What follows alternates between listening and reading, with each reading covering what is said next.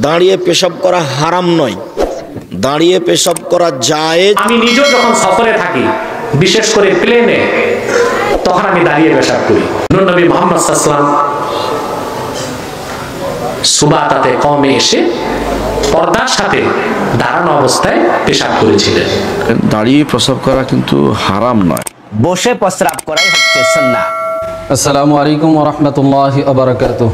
প্রিয় দর্শক, আপনারা শুনতেই পারলেন যে আসলে দাঁড়িয়ে পেশাব করা যাবে কি না, এই নিয়ে আমাদের বাংলাদেশে অনেক দ্বন্দ্ব শুরু হয়ে গিয়েছে। কোনো আলেম বলতেছে দাঁড়িয়ে পেশাব করা যাবে, বিশ্বনবী সাল্লাল্লাহু আলাইহি ওয়াসাল্লাম দাঁড়িয়ে পেশাব করেছেন, এরকম হাদিস বুখারীতেও এসেছে, কিন্তু কোন সময় করেছেন এটা আমাদের সকলের জানা দরকার। তাই আসুন আজকে আমরা জেনে যাব বাংলাদেশের বিজ্ঞ 6 জন আলেম আজকে আমাদের বিশেষজ্ঞ প্যানেলে রয়েছেন।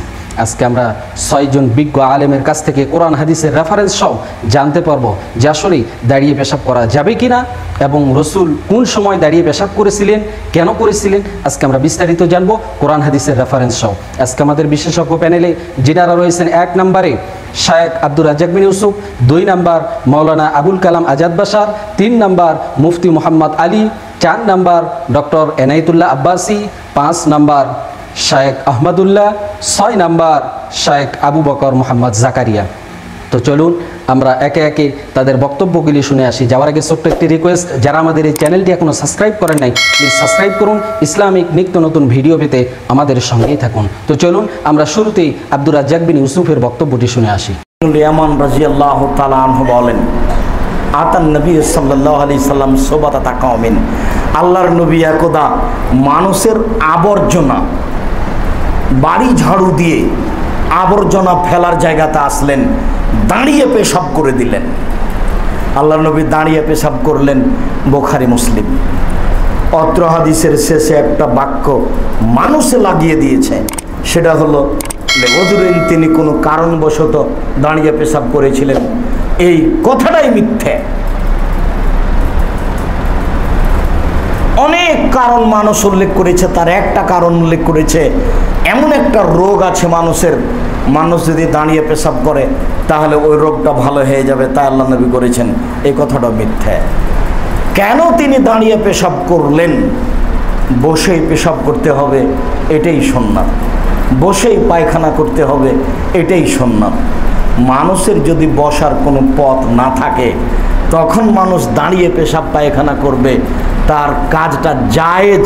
কিয়ামত পর্যন্ত তার উম্মত যেন কোনো সময় বিপদে না পড়ে, তাই এই পথটা সুগম করে গেলেন হাদিস বুখারী মুসলিম। দাঁড়িয়ে নিয়মিত পেশাব করতে হবে, এটা রাসূল সাল্লাল্লাহু আলাইহি ওয়াসাল্লামের সুন্নাত নয়। তবে রাজশাহী চাঁপাইনবাবগঞ্জের মুরব্বী মানুষেরা মনে করত যে দাঁড়িয়ে পেশাব করলো সে কুকুরের মতো পেশাব করছে, ওটা একটা কুকুর। এইভাবে বলতে হবে না। দাঁড়িয়ে পেশাব ইচ্ছা করেই করতে হবে না, যখন কোনো বসার পথই নেই, পানি হচ্ছে আপনার কোমর বুক পর্যন্ত, তা আপনি কিভাবে বসবেন? এমন এক টয়লেট যে আপনি তো আর বসতে পারবেন না, এমন বিমানে উঠেছেন সেখানে বসার কোনো পথ নেই, তখন আপনাকে কিভাবে পেশাব করতে হবে? তো যেভাবে দাঁড়িয়ে পেশাব করা সহজ হয় সেভাবেই করতে হবে। কিয়ামত পর্যন্ত মুহাম্মদ সাল্লাল্লাহু আলাইহি ওয়াসাল্লাম উম্মত যেন বিপদে না পড়ে, তাই পথঘাট সহজ করে গেলেন। প্রিয় দর্শক, এখন আমরা মাওলানা আবুল কালাম আজাদের বক্তব্যটি শুনে আসি। দাঁড়িয়ে প্রস্রাব করলে গুনাহ হবে কিনা? প্রস্রাব আসলে দাঁড়িয়ে করা এটা অসুন্দর, এটা অমুসলিমদের কালচার। বসে প্রস্রাব করাই হচ্ছে সুন্নাহ। হযরত আলী রাদিয়াল্লাহু তাআলা আনহুকে সম্ভবত আল্লাহর হাবিব হযরত আলীকে সম্ভবত বলেছিলেন, ইয়া আলী লা তাবুল কায়েমা। আমি একটু কনফিউজ, এটা কি আলীকে না ওমরকে বলেছিলেন? অন্য কোনো সাহাবী হতে পারে। আল্লাহ রাসূল বলছেন, ও আলী, দাঁড়িয়ে প্রস্রাব করিও না, প্রস্রাব বসে করো, এটাই হচ্ছে সুন্নাহ, এটাই নিয়ম। দাঁড়িয়ে প্রস্রাব করা কুকুরের স্বভাব। আপনারা দেখবেন যে কুকুর এক পা তলা দিয়ে আশ্রয় করে প্রস্রাব করে দেয়, এই জন্য এটা অসুন্দর স্বভাব, তাই এটা করা যাবে না। তবে হ্যাঁ, যদি এমন কোনো জায়গায় আপনি যান যেখানে বসার জন্য কোনো পরিবেশই নাই, তাহলে বাধ্য হয়ে দাঁড়িয়ে প্রস্রাব করা জায়েজ। রাসূলুল্লাহ সাল্লাল্লাহু আলাইহি ওয়াসাল্লাম জীবনে একবার দাঁড়িয়ে প্রস্রাব করেছেন, এই মর্মে তিরমিজিতে হাদিস পাওয়া যায়, আতান নবী সাল্লাল্লাহু আলাইহি ওয়াসাল্লাম বিসাবাতাতি কওম ফাবালা কায়েমা। রাসূল কোনো এক কওমের আবর্জনা স্থলে গেলেন, তারপরে সেখানে গিয়ে দেখলেন যে বসার পরিবেশ নাই, দাঁড়িয়ে প্রস্রাব করলেন। কোনো আলিম বলেন যে ওনার পায়ে ব্যথা ছিল, তাই তিনি দাঁড়িয়ে প্রস্রাব করেছেন, বসতে পারতেন না বিদায়। ওজরান দাঁড়িয়ে প্রস্রাব করা জায়েজ, কিন্তু স্বাভাবিক অবস্থায় দাঁড়িয়ে প্রস্রাব করা ঠিক না, এটা অবশ্যই সুন্নাহর খেলাফ এবং এটা অভদ্রতা। এটা প্রিয় দর্শক, এখন আমরা মুফতি মোহাম্মদ আলীর বক্তব্যটি শুনে আসি। দাঁড়িয়ে প্রস্রাব করা যাবে কি? এর উত্তর হচ্ছে নবী সাল্লাল্লাহু আলাইহি সাল্লাম দাঁড়িয়ে প্রস্রাব করেছেন। এর কারণ হিসেবে দুটি কারণ পাওয়া যায়। সহিহ বুখারীতে হাদিসটি আছে, আতা আলা সুবাতাতি কওমিন, নবী সাল্লাল্লাহু আলাইহি সাল্লাম তিনি একটি সম্প্রদায়ের ডাস্টবিনের কাছে এসেছেন এবং সেই ডাস্টবিনের কাছে তিনি দাঁড়িয়ে প্রস্রাব করেছেন। দাঁড়িয়ে প্রস্রাব করার দুটি কারণ এখানে মুহাদ্দিসরা ব্যাখ্যা করেন। এক, ডাস্টবিন নিচে যদি ময়লা থাকে, তিনি যদি সেখানে বসতে যান তাহলে কাপড়ে ময়লা লেগে যাবে, নাপাকি লেগে যাবে, এজন্য তিনি দাঁড়িয়ে প্রস্রাব করেছেন। দ্বিতীয় কারণ হচ্ছে নবী সাল্লাল্লাহু আলাইহি সাল্লামের কোমরে ব্যথা ছিল, শারীরিক ব্যথার কারণে তিনি দাঁড়িয়ে প্রস্রাব করেছেন। তাহলে আপনারও যদি এমন জায়গায় যান, যেমন আমরা অনেক সময় ঢাকা চিটাং যাওয়া আসার পথে অনেক বাথরুমে দেখা যায় যে, অনেক হোটেলে দেখা যায় যে বসার ব্যবস্থা নাই, অথবা বাইরে গিয়েছেন, বাইরের কান্ট্রিগুলোতে অনেক জায়গাতে দেখা যায় যে একটা কালচার তৈরি হয়েছে দাঁড়িয়ে প্রস্রাব করা, ঠিক আছে? অনেক ছোট বাচ্চারা চিন্তায় পড়ে যায় প্রস্রাব কেমনে করবে, ও তো বসবে এখানে, আর ইয়ে হচ্ছে মাথার উপরে প্রস্রাব করার, তার এই যে বালতিটা সেটা কি, তার যে কমেট সেটা হচ্ছে মাথার উপরে, এখন এখানে বসে ওখানে কেমনে উঠাবে, এটা নিয়ে বাচ্চারা বিপদে পড়ে যায়। তো এইরকম যদি হয় তাহলে সেই ক্ষেত্রে তো একটা মহাবিপদ। বাকি যদি আপনি বসার ব্যবস্থা না পান, দাঁড়িয়ে প্রস্রাব করা যাবে, বাচ্চাকে কোলে নিয়ে কি করবে না। হ্যাঁ, এরকম হয়তো আপনার ঢাকাতে যাওয়ার পথে এক বাচ্চা এটা নিয়ে অনেক চিন্তা, ও খালি দেখা দিছে যে আমি বসবো এখানে, কিন্তু ওখানে কেমনে উঠাম। হ্যাঁ, তো এইরকম যদি বসার কোনো জায়গা না থাকে তাহলে সেখানে দাঁড়িয়ে প্রস্রাব করতে পারেন, অথবা আপনার শারীরিক কোনো কষ্টের কারণে অথবা কোমরের কোনো ব্যথার কারণে এরকম যদি হয় তাহলে দাঁড়িয়ে প্রস্রাব করা যেতে পারে। প্রিয় দর্শক, এখন আমরা ডক্টর এনায়েতুল্লাহ আব্বাসীর বক্তব্যটি শুনে আসি। আমি নিজেও যখন সফরে থাকি, বিশেষ করে প্লেনে, তখন আমি দাঁড়িয়ে পেশাব করি। যারা প্লেনে উঠছেন তারা দেখছেন ওইখানে বসলে আগা পাছা সব কথা বলে না, প্লেনে উঠছেন না, প্লেন যে কনজাস্টেড, ওখানে যদি আমাদের মতো হেলদি মানুষ বসতে যায়, প্রথম পেশাব লাগবে কাপড়ে, তারপর পেশাব লাগবে পাছায়, তারপর পেশাব লাগবে হাঁটুতে, কারণ ওখানে যারাই ঢুকে দাঁড়াই পেশাব করে, সব জায়গায় পেশাব লেগে আছে। এই জন্য আমাদের কাপড় বাঁচানোর জন্য দাঁড়াই পেশাব করতে হয়। ওই মুহূর্তে ওই ওজোরে ওটা জায়েজ আছে, কথা বলে না। কিন্তু সর্বাবস্থায় সুন্নত কি? বসে পেশাব করা। আমার নূর নবী মুহাম্মদ সাল্লাল্লাহু আলাইহি ওয়াসাল্লাম 1000 বছর আগে এমন সুন্নত আদর্শ রেখে গেছেন যেন কিয়ামত পর্যন্ত উম্মত সকল প্রতিকূল পরিবেশে কাজকর্ম চালায় যেতে পারে। কথা বুঝতে পারছেন? এটা যাওয়া সাব্যস্তের জন্য, কিংবা ছিটা থেকে ছিটা যেন দূরে থাকে সেই জন্য। হ্যাঁ, নূর নবী মুহাম্মদ সাল্লাল্লাহু আলাইহি ওয়াসাল্লাম সুবাতাতে কমে এসে পর্দার সাথে দাঁড়ানো অবস্থায় পেশাব করেছিলেন। কথা বুঝতে পারছেন? কিন্তু সব সময় আল্লাহ রাসূল নূর নবী মুহাম্মদ সাল্লাল্লাহু আলাইহি ওয়াসাল্লাম বসে পেশাব মোবারক করতেন। কথা বুঝতে পারছেন? অতএব এই রকম হাদিস ব্যাখ্যা ছাড়া বলা জায়েজই নয়। এই কথাগুলি মৌলবীগুলি বলে প্রচার পাইতে।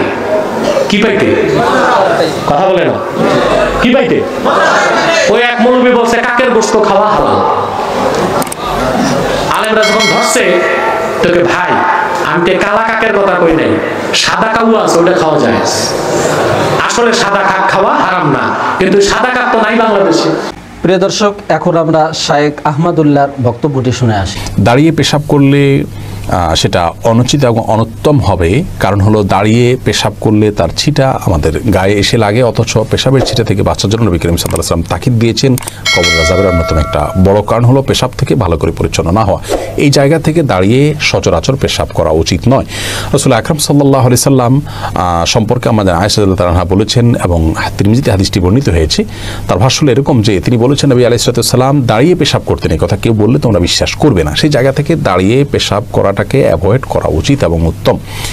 তবে সৌদি আরব ওলামায়ে কেরাম বিন বাজ ইবনে উসাইমিন রাহিমাহুল্লাহ সহ অনেক ওলামায়ে কেরাম বলে থাকেন যে কেউ চাইলে দাঁড়িয়ে পেশাব করতে পারেন, বিশেষ করে পেশাবের ছিটা ইত্যাদি আসবে, নাপাক হয়ে যাবে, তার কাপড় শরীর লেগে যাবে, এরকম আশঙ্কা যদি না থাকে তাহলে সে অবস্থায় দাঁড়িয়ে পেশাব করাতে অসুবিধা নাই তারা মনে করেন। তার কারণ হলো বুখারীর একটি হাদিস রয়েছে, যে হাদিসে নবী করিম সাল্লাল্লাহু আলাইহি সাল্লাম কোন একটা ময়লাযুক্ত এলাকাতে যেখানে বসার পরিবেশ ছিল না সেখানে দাঁড়িয়ে তিনি পেশাব করেছেন। এই হাদিসটাকে তারা ব্যাপক অর্থে নিয়ে থাকেন, কিন্তু প্রথম মতটি অধিকতর বিশুদ্ধ এবং দলিল থেকে আপনার দলিল সমৃদ্ধ বলে আমাদের কাছে মনে হয়। অতএব সচরাচর এবং সাধারণ অবস্থাতে দাঁড়িয়ে পেশাব না করে বসে পড়াই উচিত। রাসূল আকরাম সাল্লাল্লাহু আলাইহি ওয়াসাল্লাম স্বাভাবিক অবস্থায় সেটিই করতেন। হ্যাঁ, বিশেষ কোনো কারণে কোনো জায়গায় বসা পরিবেশ নাই এরকম হলে সেখানে দাঁড়িয়ে পেশাব করা যেতে পারে। প্রিয় দর্শক, এখন আমরা শায়েখ আবু বকর মোহাম্মদ জাকারিয়ার বক্তব্যটি শুনে আসি। মনে রাখবেন, দাঁড়িয়ে প্রস্রাব করা কিন্তু হারাম নয়, আদবের খেলাফ।